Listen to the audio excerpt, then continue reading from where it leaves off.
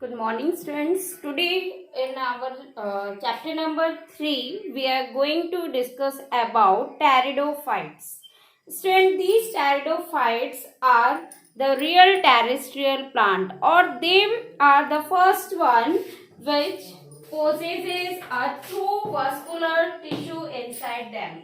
What is that vascular tissue? Which help them in conduction of water and mineral from the soil, as they have the presence of xylem tissue and phloem tissue for transportation of water, mineral and food in the plant. Students, they are found generally in cool, damp and shady places, and sometimes they are also found in sandy soil. So they are the true terrestrial one, means that from them the plant started to leave all soil or land places.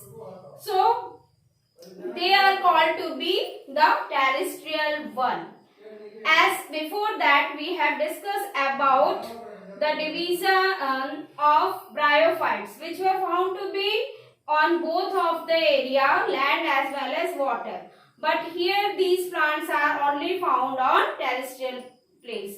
But they requires little bit cool and shady places. What is the use of that? So that they easily absorb the water and mineral from the soil. So they show a complete differentiated body parts with root, stem and leaves in them.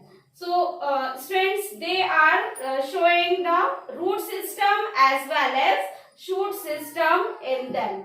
Like we can see here the diagram of Salginella and Equistem, which are the examples of pteridophytes.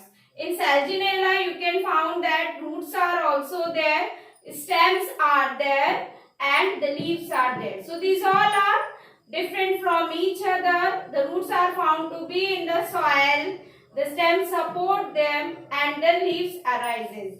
So what does it mean? That again differentiation. See, let's see the another example of Equistem. Here also you can easily find the root system and the shoot system in the plant body. Here you can find that this area can be called to be shoot part above the soil, and this area called to be root part inside the soil.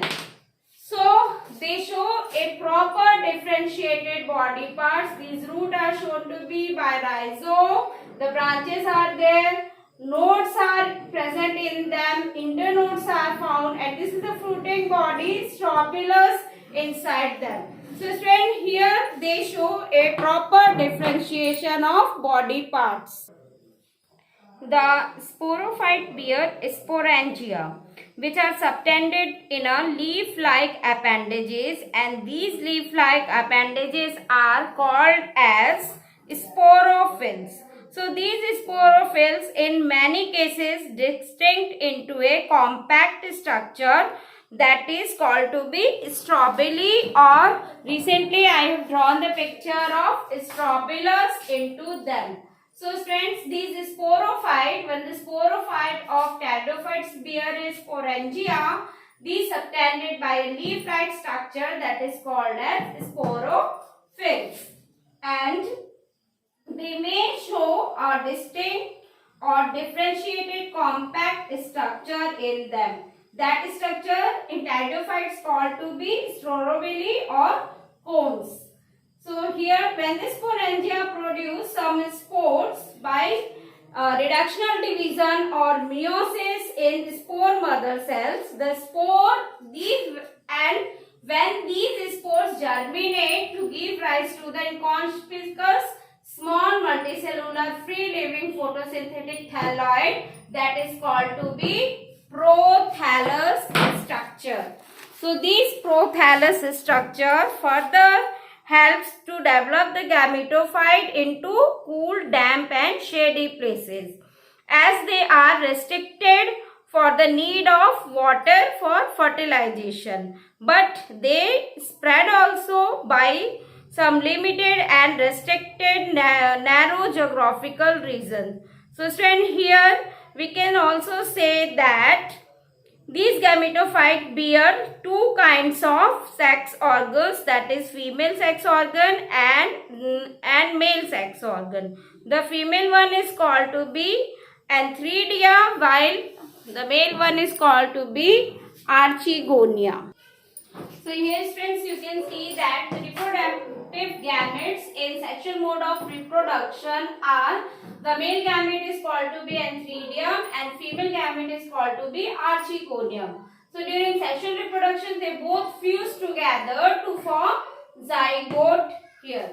And in this way, when the zygote they're formed by the transfer of anthrazoids from Antheridium into the mouth of Archegonium, so that fusion can take place.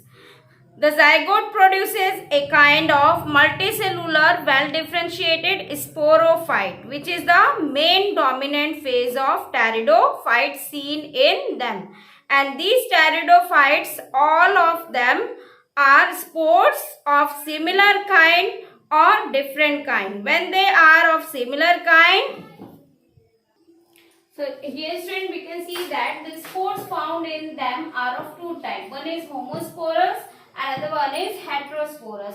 The homosporous are the similar kind of spores which can be seen in Salmonella and Salvinia, whereas the heterosporous heterospores are of bears the different kinds of spores, in which one is big in size, another one is small in size. So the bigger one is the megaspore, which is found to be in female sporophyte, and microspore, which is found to be in the male sporophyte. So students, here these pteridophytes, mainly when bears the different heterosporous, the megaspore is big because it is retained in the parent body and show the development of zygote into young embryo inside them. And this event is precursor found to be seed habit, which is a kind of step in evolution. Means that we can say that by this habit of seed dispersal, it shows a evolution pattern. So now let's see the economic importance of pteridophytes. First of all, they are generally used to be for medicinal purposes.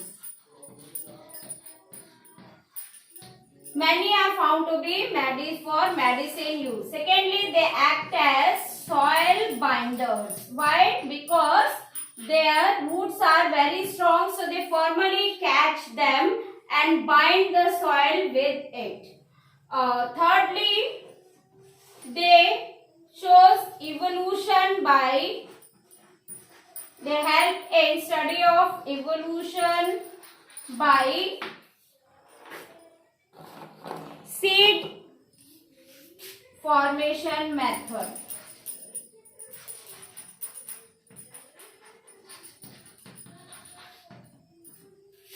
Inside them, and the mainly the pteridophytes, if it found in your surrounding, its main economic importance is it is used to be look very nice and used for ornamental purposes. So they are generally used in our garden and offices for giving a very nice look or for decoration, called to be ornamental purposes. So this is all about the pteridophytes that we have discussed in our today's lecture. You please go through it and learn it by heart. Thank you and have a nice day.